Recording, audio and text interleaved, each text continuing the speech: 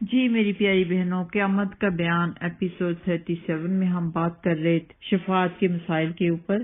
آج اس ایپیسوڈ میں بھی انشاءاللہ تعالی اسی کے اوپر بات ہوگی۔ تو شہید اپنے قریبی رشتہ داروں میں سے 70 افراد کی سفارش کرے گا کے بارے میں حدیث پڑھ لیتے ہیں۔ حضرت مقدام بن مادی کرب رضی اللہ تعالیٰ عنہ سے روایت ہے کہ رسول اللہ صلی اللہ علیہ وسلم نے فرمایا، اللہ کے نزدیک شہید کو 6 فضیلتیں حاصل ہیں۔ نمبر 1 ہے اس کا خون گرتے ہی اللہ سبحانہ تعالیٰ اس کے گناہ معاف فرما دیتا ہے۔ نمبر 2 ہے جنت میں اسے اس کا گھر دکھا دیا جاتا ہے۔ نمبر 3 ہے عذاب قبر سے بچایا جاتا ہے۔ نمبر 4 قیامت کے روز بڑی گھبراہٹ سے محفوظ رہے گا۔ نمبر 5 ایمان کا لباس پہنایا جائے گا اور موٹی آنکھوں والی حوروں سے اس کا نکاح کیا جائے گا۔ نمبر 6 قیامت کے روز اسے اپنے قریبی رشتہ داروں میں سے 70 آدمیوں کی سفارش کا حق دیا جائے گا۔ سبحان اللہ۔ اللہ سبحانہ تعالیٰ نے اپنی راہ میں شہید ہونے والوں کو کتنے بڑے فضائل سے نوازا ہے۔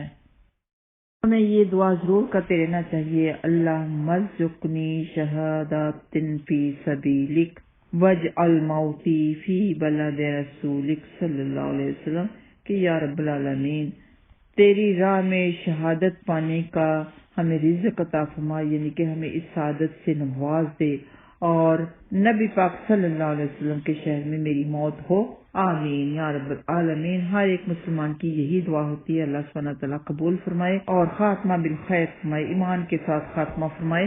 تو ایماندار لوگ جنت میں داخل ہونے کے بعد اپنی جان پہچان والوں کے لیے سفارش کریں گے اور انہیں جہنم سے نکال کر جنت میں لے جائیں گے، لیکن پھر وہی بات کہ وہ لوگ جہنمی کے نام سے ہی پہچانے جائیں گے، ہمیشہ کے لیے ان کے اوپر یہ داغ باقی رہے گا۔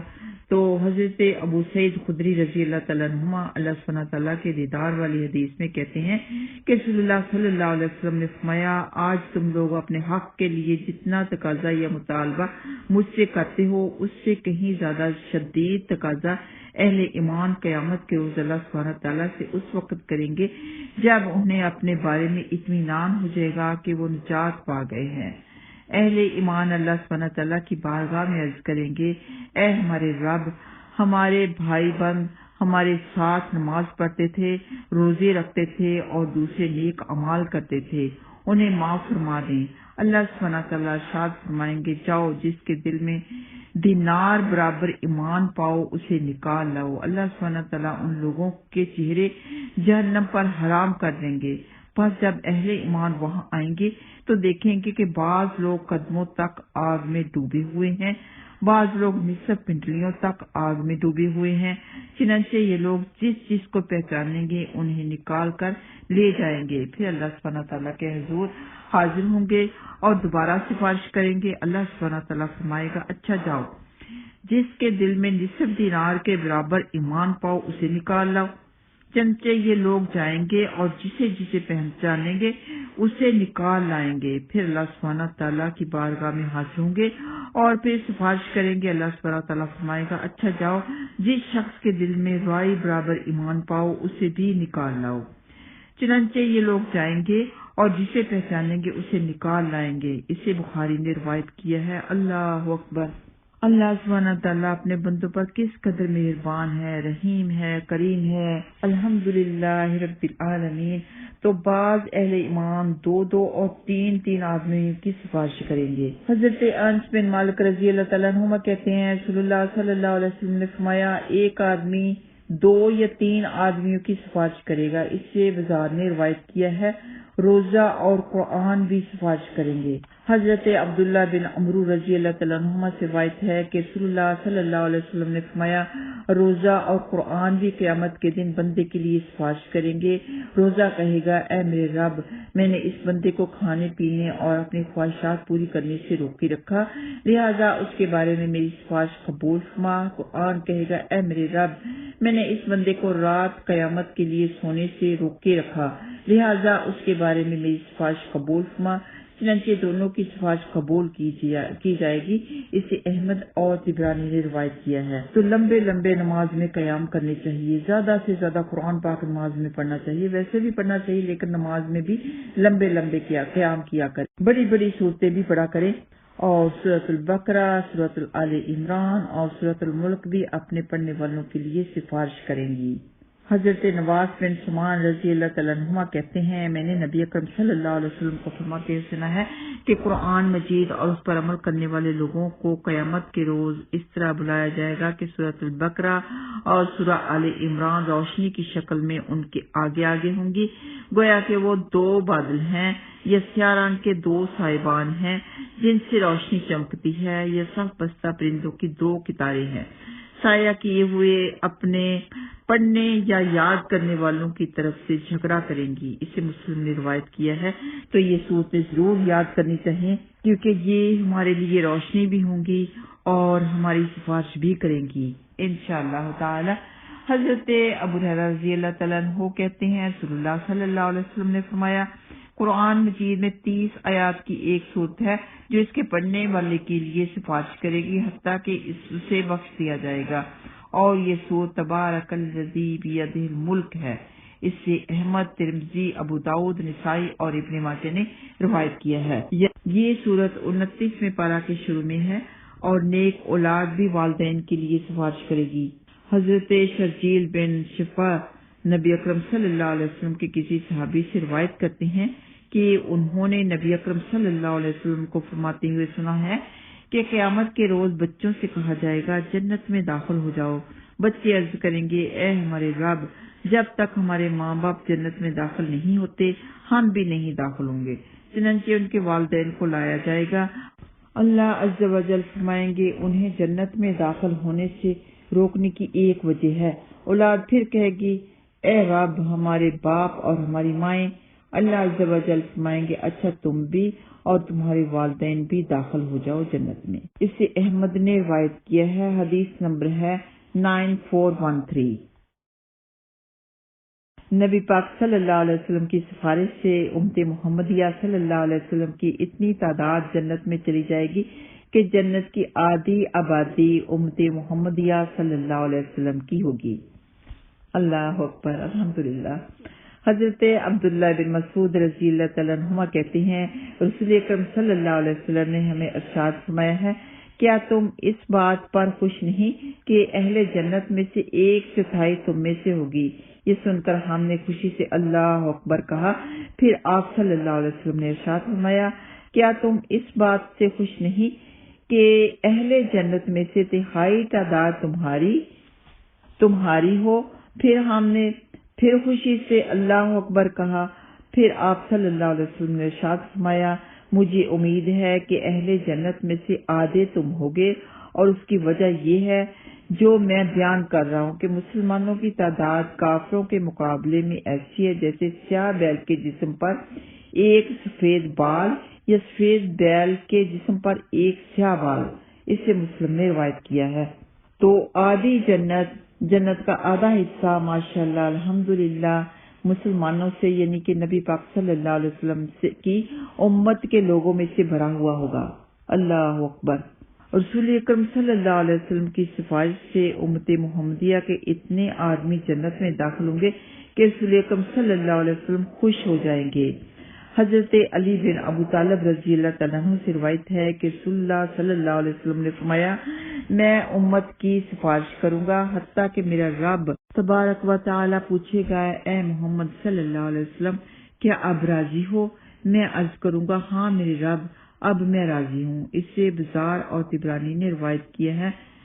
یاد ہے کہ مسلم شریف میں ایک طویل حدیث میں آتا ہے کہ دنیا میں رسول اکرم صلی اللہ علیہ وسلم ایک بار اپنی امت کی بخشش کے لیے دیر تک روتے رہے اور اللہ سبحانہ تعالیٰ سے دعا کرتے رہے۔ تب اللہ سبحانہ تعالیٰ نے آپ صلی اللہ علیہ وسلم سے یہ وعدہ فرمایا کہ اے محمد صلی اللہ علیہ وسلم، ہم تمہیں قیامت کے روز تمہاری امت کے بارے میں خوش کر دیں گے اور مایوس نہیں کریں گے۔ نبی پاک صلی اللہ علیہ وسلم کو اپنی امت کا بے حد فکر تھا، ہمیشہ اپنی امت کی بخشش کے لیے دعائیں کرتے، یہاں تک کہ آخرت میں بھی نبی پاک صلی اللہ علیہ وسلم سجدے میں پڑے رہیں گے، میری امت کہتے رہیں گے۔ یہاں پر ہمیں پڑھنا چاہیے درود پاک، اللہم صلی علی محمد وعلی آل محمد کما صلیت كما صليت على إبراهيم وعلى آل إبراهيم إنك حميد مجيد اللهم بارك على محمد وعلى آل محمد وعلى آل محمد كما باركت على إبراهيم وعلى آل إبراهيم وعلى آل إبراهيم إنك حميد مجيد۔ رسول اکرم صلی اللہ علیہ وسلم صرف اس شخص کے لیے سفارش فرمائیں گے جو مرتے دم تک عقیدہ توحید پر قائم رہا۔ اس کے بارے میں حدیث ہے کہ حضرت ابو ہریرہ رضی اللہ تعالیٰ عنہ کہتے ہیں رسول اللہ صلی اللہ علیہ وسلم نے فرمایا ہر نبی کی ایک دعا ایسی ہے جو ضرور قبول ہوتی ہے۔ ہر نبی نے جلدی کی اور دنیا میں ہی وہ مانگ لی، جبکہ میں نے اپنی دعا قیامت کے روز اپنی امت کی شفاعت کے لیے محفوظ کر رکھی ہے۔ میری یہ سفارش ہر اس آدمی کو پہنچے گی جس نے اللہ سبحانہ تعالیٰ کے ساتھ کسی کو شریک نہیں ٹھہرایا۔ اسے مسلم نے روایت کیا ہے۔ تو کسی کے دل میں خیال آ سکتا ہے کہ جبکہ سب کو نکال لیا جائے گا، جس کے اندر رتی برابر بھی ایمان ہوگا اسے بھی نکال لیا جائے گا، تو پھر یہاں لوگوں کے دل میں خدا نخواستہ اللہ نہ کرے شک پیدا ہو سکتی ہے کہ اس حدیث کے مطابق تو یہ ہے کہ مشرک کے لیے سفارش نہیں ہوگی، تو مطلب یہ کہ مشرک اور کافر تو ہمیشہ کے لیے جہنم میں رہیں گے۔ تو دیکھیں نا، حدیث یہ کہتی ہے کہ نبی پاک صلی اللہ علیہ وسلم صرف اس شخص کے لیے سفارش فرمائیں گے جو مرتے دم تک عقیدہ توحید پر رہا، مطلب مرتے دم تک اس نے شرک نہیں کیا۔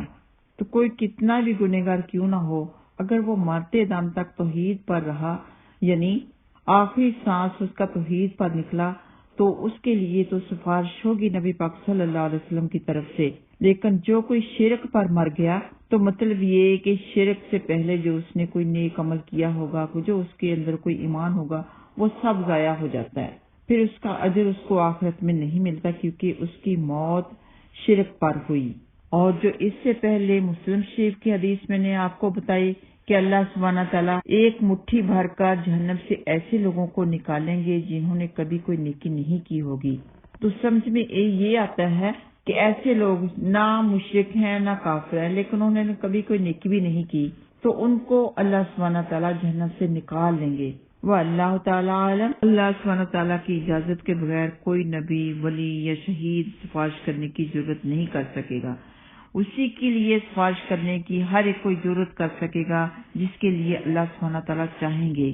اسی کے لیے اس کے دل میں کسی نبی، ولی یا شہید یا کسی نیک کے دل میں اللہ سبحانہ تعالیٰ ڈالیں گے کہ اس کی سفارش میں کروں گا، کیونکہ اللہ سبحانہ تعالیٰ کی طرف سے اجازت ہوگی، تبھی اس کے دل میں وہ بات آئے گی۔ کیونکہ سورۃ البقرہ آیت نمبر 255 میں اللہ سبحانہ تعالیٰ فرماتے ہیں مَن ذَا الَّذِي يَشْفَعُ عِندَهُ إِلَّا بِإِذْنِهِ، کون ہے جو اللہ کی جناب میں اس کی اجازت کے بغیر سفارش کرے۔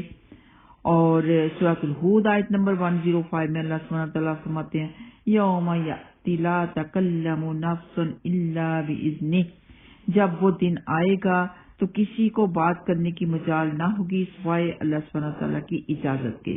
تو آخر میں آپ کو ایک دعا اور بتاتی ہوں، اس کو اپنا معمول بنا لیں، صبح شام ضرور کیا کریں۔ اللہم اغفر لنا قبل الموت وارحمنا عند الموت ولا تعذبنا بعد الموت ولا تحاسبنا یوم القیامہ انک علی کل شیء قدیر۔ اے ہمارے رب موت سے پہلے ہماری مغفرت فرما، اور موت کے وقت ہم پر رحم فرما، اور موت کے بعد ہمیں عذاب نہ دینا، اور قیامت کے روز ہمارا حساب نہ لینا، بے شک تو ہر چیز پر قدرت رکھتا ہے۔ آمین یا رب العالمین۔ وآخر دعوانا ان الحمد للہ رب العالمین۔ السلام علیکم ورحمۃ اللہ وبرکاتہ۔